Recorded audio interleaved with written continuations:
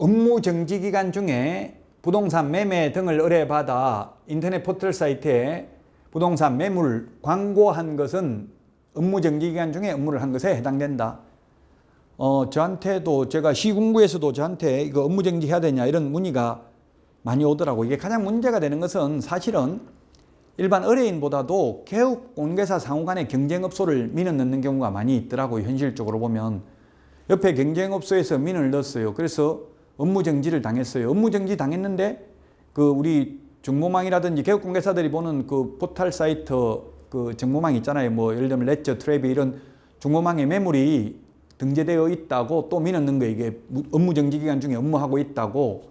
그 판례는 업무정지 기간 중에 이게 매물 광고를 했다면 실제 뭐 거래를 시키진 않았다 하더라도 집을 보여줬다든지 이렇게 하면은 업무정지 기간 중에 업무를 한 것으로 본다는 이야기입니다. 업무정지 기간 중에 업무하면 등록을 취소해야 되잖아요.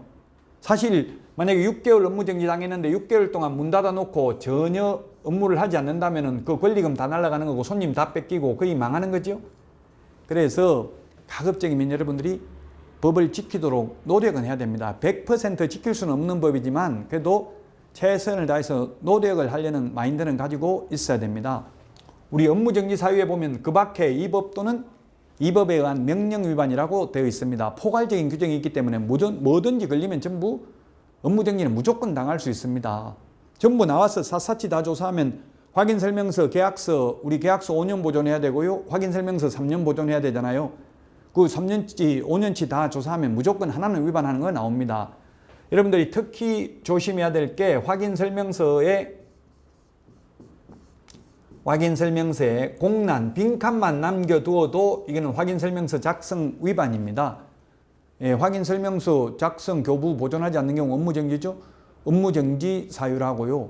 그래서 반드시 해당 사항 없음, 공란 이런 말이라도 적어 넣어야 된다고요. 예를 들면 도로 몇 미터 도로에 접했는지 뭐 이게 있으면은 도로가 한쪽 면밖에 없으면은 한쪽에는 적을 수가 없잖아요. 뭐 도로 적는 게 보면 2개, 3개 칸이 있잖아요. 그러면 해당 사항 없음, 한쪽 면에만 도로에 접해져 있음 이런 걸 반드시 적어 넣어야 됩니다. 공란으로 남겨두면 안 됩니다. 그래서 우리 여러분들이 만약에 전자계약서를 작성하면 공란이 있으면 다음 칸으로 넘어가지가 않아요. 따라서 전자계약서 작성하면은 이게 위반할 가능성이 극히 줄어들게 되겠죠. 아직도 현업에서는 전자계약서 작성을 거의 안 하는데요. 저는 매매계약서, 임대차계약서를 직접 전자계약서를 작성해 봤습니다. 여러분들도 꼭 한 번쯤은 직접 해봐야 됩니다. 한 번만 해보면 굉장히 편리하더라고요. 전자계약서 작성하면 매매계약의 경우에는 부동산 거래 신고도 자동으로 신고가 수리가 되면은 타임스탬프 2가 찍히게 되죠. 노란 물음표가. 그러면은 부동산 거래 관리 시스템에 들어가서 그냥 신고 필증 출력하면 되고요. 임대차 계약인 경우는 임대차 계약을 체결하고 나니까 문자 오더라고요. 한국감정원에서 임대차 계약 체결되고 나면 이제 전자서명이 완료되고 나면 타임스탬프 1이 찍히잖아요. 물음표가. 그러고 나면 연락이 와가지고 24시간 이내에 확정일자가 부여될 예정입니다. 이렇게 해놓고 1시간 지나니까 확정일자 부여됐습니다. 확정일자 부여된 임대차 계약서 출력이 가능합니다. 이렇게 뜨더라고요. 그래서 타임스탬프 우리 시점 확인 필이 있잖아요. 이 도장이 찍히게 됩니다. 여러분들도 꼭 전자계약서 작성을 해보시기 바랍니다. 앞으로는 이걸 거역할 수 없고 시대 흐름이 바뀌고 있기 때문에 전자계약서 작성 안 하면 도태될 수밖에 없습니다. 그래서 지금 업무정지가 6월 이하인데요. 앞으로는 이게 업무정지 기간도 이제 늘어나는 것으로 바뀔 예정입니다. 지금 현재는 6월 이하인데 진짜 6개월만 완전히 문 닫아놔도 거의 중개사무소는 망한다고 봐야 됩니다. 그래서 업무정지 기간 중에 매물 광고만 해도 업무정지 기간 중에 업무를 한 것으로 봅니다. 지금 허위매물 광고 이거 하면은 허위매물 광고하면 500만 원 이하가 들어죠.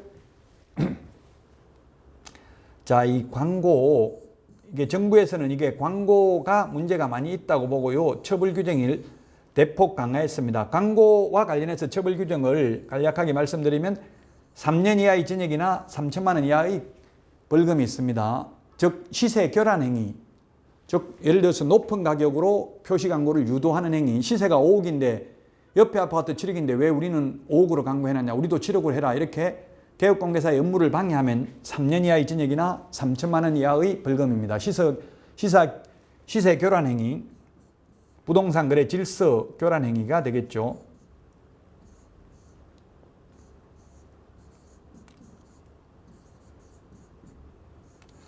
그 지하철에 지나다니다 보니까 부동산 거래 질서 교란 행위 신고센터 해가지고 전화번호 많이 나와 있더라고요. 부동산 거래 질서 교란 행위 신고센터는 지금 한국감정원에서 위탁 운영을 하고 있죠. 그래서 이런 시세 교란 행위는 3년 이하의 징역이나 3천만 원 이하의 벌금입니다. 주로 이거는 누가 처벌을 받느냐 하면 아파트 입주자 커뮤니티라든지 그다음에 동대표라든지 분유회라든지 이런데 아파트 뭐 입주자 대표의 네이버 밴더 이런데 운영자들 이런 분들이 되겠죠. 개업공개사의 업무를 방해하는 자입니다. 그 다음에 또 광고가 1년 이하의 징역이나 1,000만 원 이하의 벌금에 처하는 경우가 있습니다. 개업 공인중개사가 아닌 자가 광고를 하는 경우가 되겠습니다. 그래서 만약에 보조원 이름으로만 광고를 하면 1년 이하의 징역이나 1,000만 원 이하의 벌금에 처합니다. 이제 보조원은 광고할 때 이름 적으면 안 됩니다. 개업공개사 주로 이제 컨설팅 업자라든지 무등록 중개업자가 광고만 해도 1년 이하의 징역이나 1,000만 원 이하의 벌금입니다.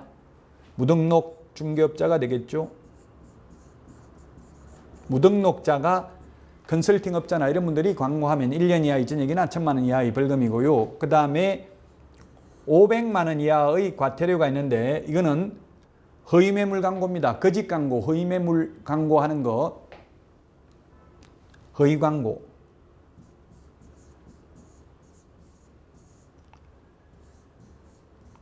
법조문에는 부당한 표시 광고 이렇게 돼 있죠. 허위매물 올리는 거.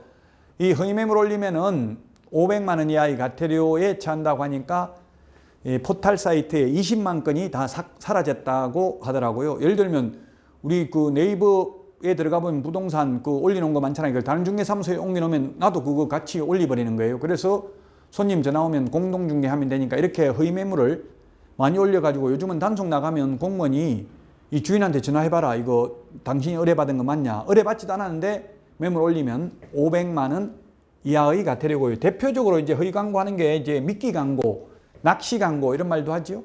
예를 들면 월세가 40만 원, 50만 원인데 10만 원짜리 있다고 광고 올리는 거예요. 직방, 다방 이런 데다가 한 방에다가 올렸는데 전화 오면 예, 진짜 있습니까? 10만 원짜리 물으니까 예, 있습니다. 빨리 오세요. 이거 금방 나갑니다. 이렇게 택시 타고 빨리 오세요. 해서 택시 타고 가니까 제가 금방 나간다고 했잖아요. 나가고 없습니다. 이렇게 하면은 그게 허위매물이라면 없는 걸 그런 식으로 올렸다면 500만 원 이하의 과태료입니다. 지금 제 조카도 이거 원룸 위주로 하고 있는데요. 이렇게 뭐 90%가 지역별로 다 다르긴 한데 어떤 지역은 정확하게 진성매물만 올리는데 지역에 따라서 허위매물 90% 이상이 허위매물이라 하더라고요. 제 조카가 있는 곳은. 그래서 이런 경우도 이제 적발되면 500만 원 이하의 과태료가 되겠습니다. 허위매물. 허위매물은 주로 높게 올리는 게 아니라 낮게 올리는 거죠. 높게 올리면 시세 교란 행위는 3년 이하의 징역이나 3천만 원 이하의 벌금입니다. 그 다음에 100만 원 이하의 과태료가 있는데 보조원 이름으로 광고를 하면서 보조원 이름 적으면 100만 원 이하의 과태료입니다. 지금 그래서 현실적으로는 보니까 직방에서는 다 보조원한테 광고비를 받고 현실적으로는 보조원이 다 광고하잖아요. 그러면 보조원 전화번호를 적어야지. 개업공개사 전화번호 적어버리면 보조원은 광고비만 내버리고 실질적으로는 그게 연락은 또 개업공개사한테 오고 이런 모순이 있겠죠. 그래서 현실적으로 보니까 직방에서 운영하는 거는 보니까 안심번호라는 걸 부여하더라고요. 중개사무소 이름 적혀있고 전화번호 안심번호로 전화하면은 그게 다 보조원 핸드폰으로 연결되도록 이 시스템을 개발했더라고요. 그래서 지금 법망을 피해서 사실상은 아직도 보조원들이 광고를 하고 있는 게 현실입니다. 그리고 이제 광고할 때 이제 등록번호까지 넣어야 되죠. 광고할 때 반드시 표시해야 되는 게 5가지입니다. 성명, 사무소 명칭, 사무소 소재지, 연락처, 등록번호도 기재해야 됩니다. 2020년 8월 21일부로 등록번호도 적어야 된다고 신설됐습니다. 등록번호도 광고할 때 기재를 해야 됩니다. 여기에다가 인터넷 표시 광고를 하면 인터넷 표시를 광고하면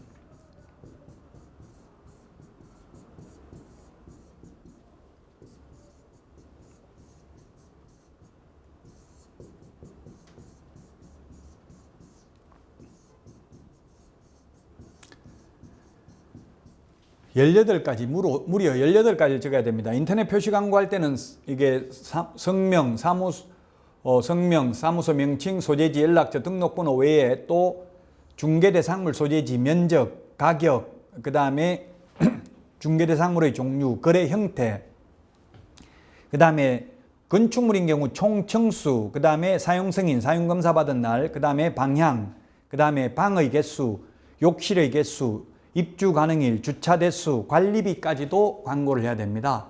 이제 이 광고 부분을 굉장히 강화했습니다. 아직도 보면은 지나다니다 보면은 임대 문의 해가지고 핸드폰 번호만 적어놨던데요.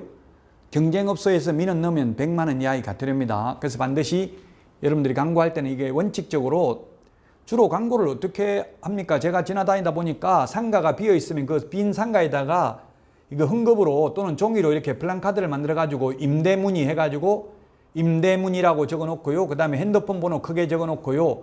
그 다음에 밑에 조그만하게 중개사무소 그 주소, 대표 누군지 이런 거 다 적어 놨더라고요. 이 5가지를 반드시 표시를 해야만 하겠습니다. 2020년도 8월 21일부터 이런 표시 광고가 강화됐기 때문에 특히 등록번호 적어야 된다. 이게 일반 국민들은 이거 가지고 민원 넣는 사람이 거의 없어요. 근데 이 법을 아는 사람 가장 무서운 분들이 여러분들 동료분들이 동료분들이 우리 그 친목회 하면 모임하잖아요. 그래서 저도 친목회 옛날에 중개업을 할 때 충격을 많이 받았는데 언니 술 한잔 해 이렇게 하다가 언니 화장실 가고 나니까 2년 전년 하면서 욕하고 막 이렇게 하더라고요. 그래서 그게 충격받아 가지고 저도 많은 고민을 했었는데 그래서 가장 친한 것 같은 사람들이 오히려 적이 될 수 있다고. 그런 분들이 민원 제기하면 100만 원 이하의 과태료 받고요. 업무 정지 받고 이렇게 계속 민원 제기 당하면 이제 거의 아예 해이를 느껴가지고 중개업 하기가 힘듭니다. 지금 10만 명, 거의 뭐 11만 명 정도 개업공개사가 있지만 계속 폐업하는 사람도 굉장히 많습니다. 등록하는 사람도 많고요. 1년에 거의 뭐 한 2만 명 정도가 신규 등록을 하고 1만 명 정도가 폐업을 하고 있는 게 현실입니다. 그래서 여러분들이 이 법을 지키려는 노력은 꼭 하셔야 된다는 말씀을 드리고 이번 시간은 판례 공인중개사법 제33조와 관련된 판례입니다. 직접거래, 의뢰인하고 직접거래한 경우 이게 어떤 사건이냐면은 매수인이 개업공개사의 집을 샀습니다. 너무 싸게 샀다, 이게 쏘갔다, 사기당했다 이런 식으로 해서 손해배상을 청구한 사건, 무효를 주장해가 다시 등기 넘겨달라 이렇게 했는데 이 직접 거래를 해도 무효는 아니라는 이야기입니다. 즉 강행 규정이 아니라 단속 규정이다. 즉 직접 거래하게 되면 3년 이하의 징역이나 3천만 원 이하의 벌금에는 처하지만 계약의 효력은 유효하다는 판례가 되겠습니다. 개업공개사 등하고 의뢰인하고 직접 거래하면 안 되죠. 그래서 우리 현업에서 그런 말 많이 하잖아요. 좋은 물건 있으면 찍어 돌린다 뭐 이런 말 많이 하시던데요. 그래서 개업공개사 등 즉 보조원이나 우리 실장 명의로 사는 것도 안 됩니다. 개업공개사 등에 해당되니까. 그러나 만약에 개업공개사가 배우자 명의로 거래를 하거나 또는 애인 명의로 거래하더라도 이거는 배우자와 애인은 개업공개사 등이 아니기 때문에 공인중개사법 위반이 아니죠. 좋은 물건이 있다고 개업공개사 명의로 사거나 또는 실장 명의로 사는 것은 직접 거래로서 3년 이하 이징역이나 3천만 원 이하의 벌금에 처합니다. 물론 이 의뢰인은 의뢰인 본인뿐만 아니라 판례에 의하면 의뢰인으로부터 대리권을 수여받은 대리인이나 업무를 위임받은 수임인도 역시 포함된다는 게 판례입니다. 의뢰인 본인뿐만 아니라 대리인이나 수임인도 포함된다. 그러나 예를 들면 중개보수를 초과해서 받았다면 그 계약이 무효냐? 매매 계약은 무효가 아니라는 이야기입니다. 법제 33조 금지 행위가 있는데요. 법제 33조 금지 행위. 법제 33조 금지 행위가 있는데 이 법제 33조 금지 행위는 1항이 개업공개사 등의 금지 행위고 2항은 누구든지 시세에 부당한 영향을 미치는 행위를 하면 역시 3년 이하의 징역이나 3천만 원 이하의 벌금입니다. 높은 가격으로 표시 광고를 유도하는 것 또는 왕따시키는 것, 우리 소위 현업에서 친목회끼리 왕따시키는 게 현실이잖아요. 이 친목회 회원들끼리만 정보를 공유하는 거, 이것도 적발되면은 3년 이하의 징역이나 3천만 원 이하의 벌금에 처하게 됩니다. 2020년도 8월 21일부터 신설된 내용이 되겠죠. 자, 이러한 금지행위, 법제 33조 금지행위는 모두 단속 규정이 아니고, 강행 규정이 아니고 단속 규정이다. 따라서 처벌은 받지만 계약이 무효가 되는 것은 아니다. 따라서 중개보수 초과해서 받으면, 초과해서 받기로 약속하면 그 초과 부분만 무효이지 전부 무효는 아니죠. 법정 보수가 100만 원인데 1000만 원 받기로 약속을 했으면 초과 부분 900만 원만 무효이다.